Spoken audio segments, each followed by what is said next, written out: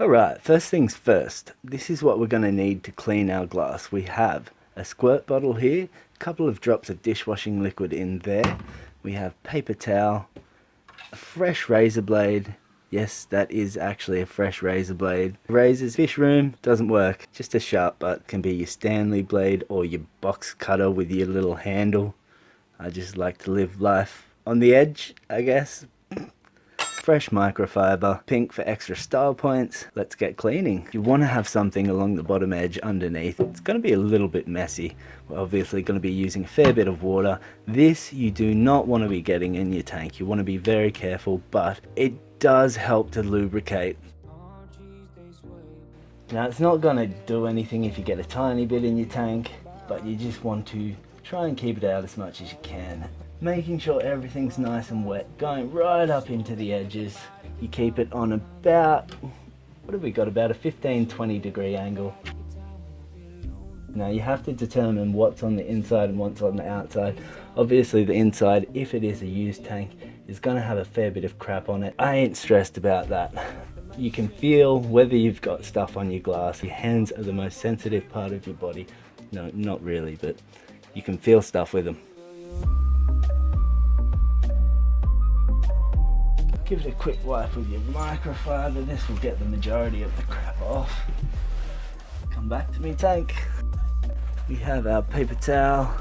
Always good for getting rid of your little bits of fiber. Clean around all the edges really, really well. Obviously, if the middle's decently clean, it's going to stick. The edges is where you're going to have your issues. If it's not clean, you're not going to get stiction. Next on the agenda, we want to get our tint cut to size and stuck to the glass. So to do that, we're going to need a Stanley knife or just a whatever, the sharp knife or scissors. We've got tape measure. This is a squeegee. So this is what we actually use to apply the tint. You can see there it has a 45 degree angle. It's actually quite soft. You can get these for a couple of dollars online. If you don't have one of these, you can use anything with a bit of a soft edge on it. Look, I wouldn't use a credit card, you may scratch your tint. Be inventive, use your imagination. This is where the water with dishwashing liquid comes into play. That'll help make everything not stick.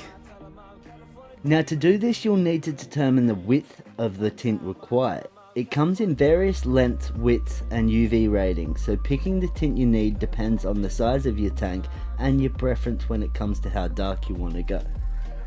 Tint is rated for percentage of light it allows through, 5% being the darkest available, going all the way up to 100%, but I personally don't see the point in going any higher than 30%. In my case, I'm trying to block out what's behind the tank, so 5% works well for me, and is what I'm using here. Side note, if it is your first time tinting anything, make sure you get some extra. Trust me, you can thank me later.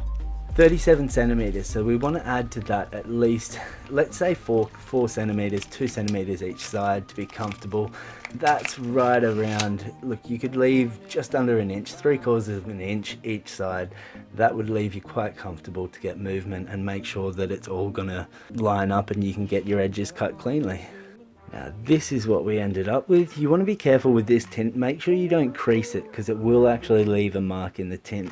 So next step, we want to figure out which side is our backing, and once we have figured that out, we want to spray down the whole of the back tank again. We want to peel the backing off the tint. Stuff can be a bitch. Okay, we want to wet down this guy. Give it a good soaking. Peel our backing off our tint. If you've got a bigger tank, I'd be doing this with 2 people because it can kink over on itself if you're not careful.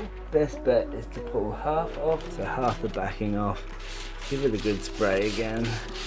This will stop the glue from sticking. Put it over the half. Don't worry about any crinkles right now. We just want to get a bit more spray onto this glue. Now you can move that around as much as you want. I'll move this out of the way, we don't need that. Get it to where you can see all your edges are good. Before you squeegee this guy, you want to give him a spray. And that will stop your tool from leaving any scratch marks on your tint. You want to move from the middle and we want to work to the outside of the piece. Don't worry about the soap, this will eventually evaporate and your glue will be able to adhere. This tank's a little bit harder than the average. It has about a 4mm lip on your plastic edge on here, so it's going to be a bit hard to tuck. We'll have to let the water dry a little bit before we can cut it and get it tucked up. Just make sure you've got no air bubbles. As I said, working from the middle to the outside edge of your piece. You can see there that that is pretty well. Tuck it in one more time and give it a trim.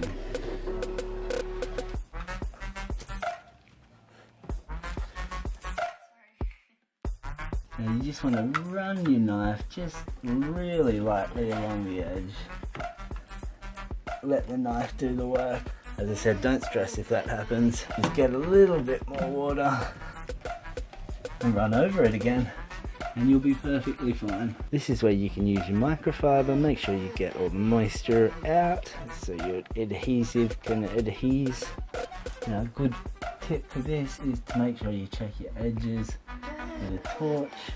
This will allow you to see if you have any air bubbles.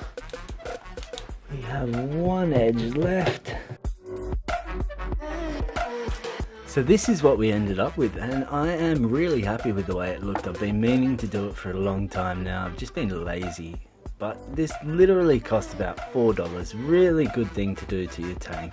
I think it improves the look tenfold, especially if you're trying to hide a wall or any piping behind your tank. It's an alternative to painting it, a lot easier, a lot less labor intensive, and to me I think it looks a lot cleaner.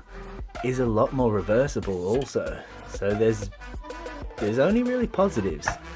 That's it for today, guys. Let me know down below if this kind of video tutorial style is something you enjoyed. Plenty of DIY things I know how to do. I'm pretty handy, but don't want to put the videos out there if you guys aren't interested in watching. Hope everyone's doing well. Do the usual YouTube thing, like, subscribe, bell notification, you know the gist. Stay sexy, Reef Pack. Peace.